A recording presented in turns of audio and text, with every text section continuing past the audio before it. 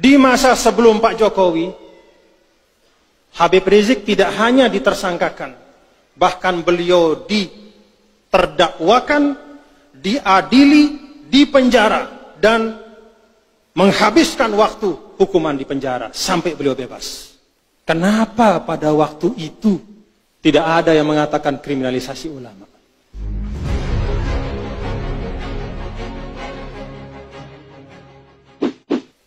Terakhir yang keempat, ada hal-hal yang terus-menerus sampai sekarang didengungkan.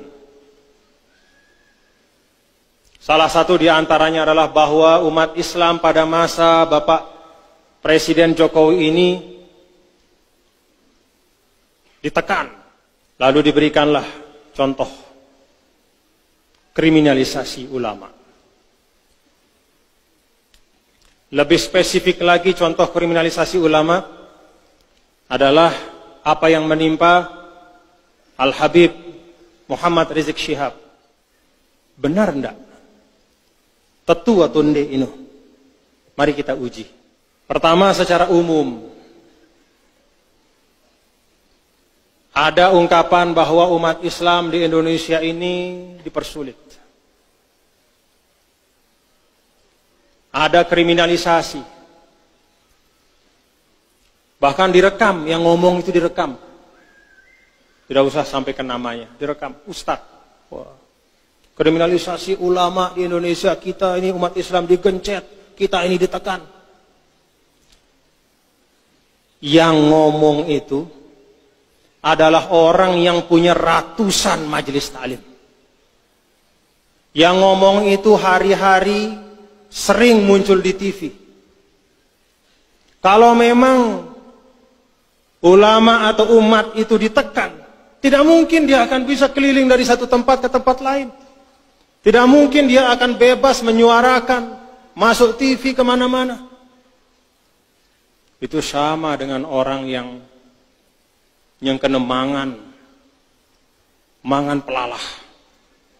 Dia makan pelalah sate, makan sampai bekas bumbu sate masih ada di mulutnya, lalu dia bilang, susah zaman Pak Jokowi ini kita tidak dapat makan.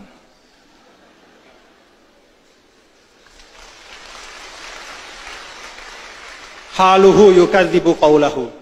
Dia sendiri bebas kemana-mana, muncul di TV, di media sosial, segala macam pengajiannya di mana-mana, diundang di mana-mana, pergi dari satu kota ke tempat lain. Sekarang dia menikmati itu. Lalu dia teriak-teriak, kita digencet apanya Pak? Tidak ada negara mayoritas muslim di dunia ini yang berislamnya sebebas di Indonesia. Apakah misalnya di Turki, bapak-bapak, ibu-ibu bisa bayangkan ada tablik akbar di tengah jalan? Pergi ke Saudi buat tablik akbar, majelis pengajian di masjid-masjid, bisa?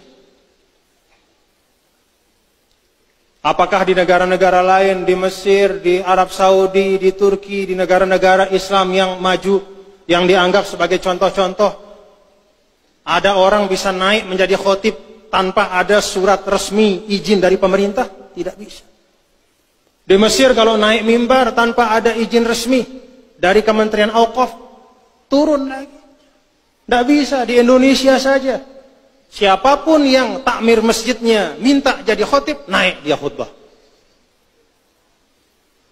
Kadang-kadang khutbahnya bukan membuat orang tenang, membuat orang resah dan gelisah. Itu bebasnya di Indonesia. Majelis-majelis taklim, ya Allah. Dulu pernah saya menemani tamu dari Mesir. Begitu lewat di Jakarta, ada besar pelang tentang pengajian dari seorang tokoh. Bertanya, ini siapa? Oh, pengajian, Syekh. Pengajian apa? Saya sampaikan, oh, pengajian begini. Tempatnya di mana? Ya, di masjid. Bagaimana caranya? Ya, dibuatkan terop, bahkan sampai jalan. Dia noleh kepada saya. Pengajian di tengah jalan? Noleh pada saya. Tidak mungkin terjadi di mana-mana. Polisi ikut mengamankan, lalu lintas dialihkan. Itulah bebasnya kita berislam di Indonesia.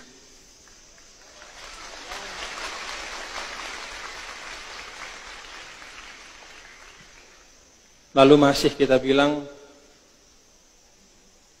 kriminalisasi. Bahwa ada hal-hal yang perlu disempurnakan, iya. Bahwa ada hal-hal yang perlu diperbaiki, ya harus. Tetapi zolim kita kepada kita sendiri sebagai bangsa kalau mengatakan bahwa kita tidak bisa berislam dengan baik di Indonesia. Ada yang pernah menghalangi untuk kita melaksanakan syariat Islam? Sholat 5 waktu, pergi ke masjid. Tidak kurang masjid di Indonesia ini.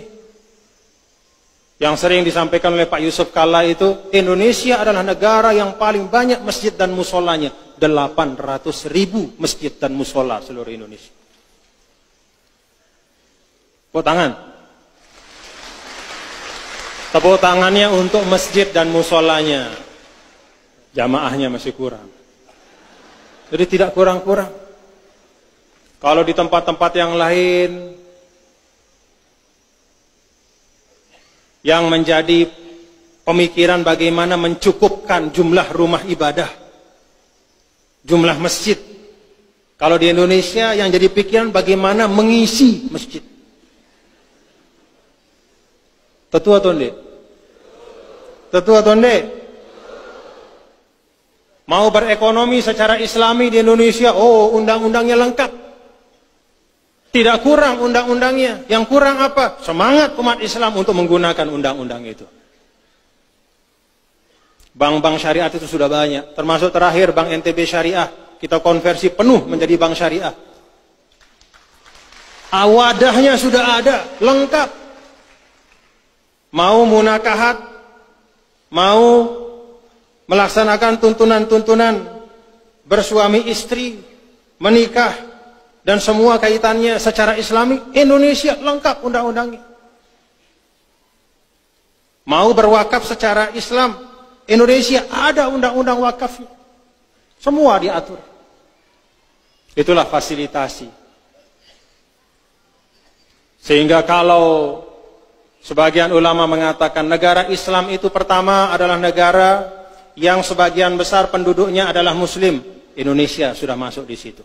Negara Islam adalah negara yang tazharu fihi syara'iul Islam, yang bisa ditampakkan syiar Islam secara terbuka. Dicontohkan oleh Imam Nawawi, sholat 5 waktu. Di Indonesia ini bukan hanya sholat 5 waktu. Sholat-sholat sunnahnya pun bisa secara terbuka. Banyak majelis-majelis tahajud bersama. Bahkan tidak seperti yang ada di Saudi, di Mesir, dan negara-negara yang lain. Bahwa loudspeaker masjid itu hanya berbunyi ketika azan. Di Indonesia tidak sedikit loudspeaker yang sudah bunyi setengah jam sebelum azan. Walaupun di situ tidak ada orang ya. Nyala loudspeakernya. Ngaji panjang, habis itu panjang. Di mana mau lihat? Pergi ke Turki, coba dengar di situ. Ada enggak? Sebelum sholat itu ada ngaji, 10 menit setelah sholat ada ngaji. Enggak ada. Ada enggak majelis taklim yang menggunakan speaker masjid? Setelah misalnya zuhur kemudian pakai speaker pengajian, atau setelah maghrib di Turki, di Mesir, di Saudi, ada enggak? Kalaupun pengajian itu ada, dia pakai speaker dalam, tidak menggunakan speaker luar. Jadi jangan termakan oleh hasutan bahwa di Indonesia ini kita berislam susah. Tidak. Ruangnya sangat lebar. Kesempatannya sangat luas. Bahkan kita sendiri yang sering tidak mampu menggunakan kesempatan dan ruang itu. Secara khusus sering dicontohkan dengan Al-Ustadz Al-Habib Muhammad Rizik Syihab. Beliau ini seorang da'i besar. Saya ingat terakhir saya bersama beliau di Darul Habib, namanya pondok pesantren di Sukabumi, pada waktu acara, kalau tidak salah, Isra dan Mi'raj Nabi besar Muhammad sallallahu alaihi wasallam. Itu Habib Noval Al-Kaf, pimpinan pondok itu mengundang saya, dan kebetulan mengundang beliau juga ternyata. Dan kami baca kitab bergiliran. Saya baca kitab Manaqib salah seorang habaib. Lalu setelah saya baca, Habib Rizik menyambung dengan bacaan. Beliau seorang dai, tokoh. Dikatakan dan dicontohkan oleh banyak pihak bahwa pada masa Bapak Jokowi ini ada kriminalisasi. Contohnya kepada Habib Rizik. Apa yang sebenarnya sekarang terjadi?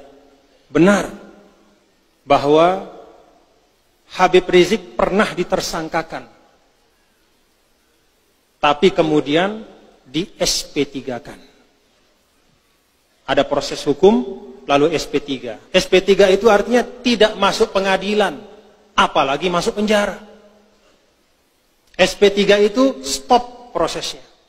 Di masa sebelum Pak Jokowi, Habib Rizik tidak hanya ditersangkakan, bahkan beliau diterdakwakan, diadili, dipenjara, dan menghabiskan waktu hukuman di penjara sampai beliau bebas. Kenapa pada waktu itu tidak ada yang mengatakan kriminalisasi ulama? Apakah masih tidur seperti Ashabul Kahfi dan baru sekarang bangun? Ini pertanyaan sederhana. Kemana Anda dulu ketika beliau di penjara? Kenapa Anda tidak mengatakan bahwa pemerintahan sebelum Pak Jokowi kriminalisasi ulama? Tidak ada yang ngomong begitu. Padahal yang dialami dan yang diderita oleh Habib Rizik Syihab itu jauh lebih berat dari sekarang. Kalau sekarang tersangka tapi selesai SP3, tidak jadi karena tidak cukup bukti. Tapi kalau dulu tidak hanya tersangka, terdakwa, terpidana, menunaikan hukuman, mana yang sekarang membela beliau itu dulu? Mana? Artinya apa, Bapak-bapak? Suara-suara yang menggunakan nama beliau sebagai alasan terjadi kriminalisasi ulama, suara-suara itu semata-mata adalah suara mereka yang tidak suka kepada presiden. Karena tidak suka saja. Kalau memang betul ukurannya adalah apa yang menimpa beliau, justru beberapa tahun yang lalu jauh lebih berat. Tapi dulu tidak ada Pak Jokowi masalahnya. Dan tidak ada kepentingan politik. Oleh karena itu, Bapak-bapak, Ibu-ibu, Saudara, terkait dengan isu-isu seperti ini, mari kita kembalikan kepada kenyataan. Apakah ada benar bahwa kita sebagai umat Islam ini tersulitkan di dalam mengamalkan Islam di Indonesia? Ini saya tanya, muslimat, ada merasa sulit? Lalu ngaji susah? Sembahyang susah? Apa Malik? Taik haji susah? Ya memang susah kalau taik haji. Tapi susahnya bukan karena pemerintah bikin susah, tapi karena kuotanya terbatas. Tapi tidak ada hal yang menunjukkan dengan nyata bahwa ada kriminalisasi atau ada upaya untuk meminggirkan umat Islam. Ini saya sampaikan, Bapak-bapak, mengajak kita semua berpikir. Apa yang kita baca di media sosial itu sebagian besarnya itu hoax, bohong. Apalagi yang ajaib-ajaib. Ajaib-ajaib. Ada katanya tiba-tiba surat suara sudah tercoblos. Ternyata bohong. Satu persatu ketahuan bohong. Inna lillahi wa inna ilaihi raji'un. Sekali lagi Bapak-bapak, Ibu, Saudara, bagi kita ini adalah fastabiqul khairat. Kedua pasangan calon ini adalah putra-putra bangsa terbaik. Tapi kita semua warga Nahdlatul Wathon saya ajak untuk kompak semuanya. Kompak semuanya untuk bersama-sama kita mendukung pasangan Bapak Jokowi dan Bapak Kiai Ma'ruf Amin. Siap Bapak-Bapak Ibu? Siap Bapak-Bapak Ibu? Alhamdulillah.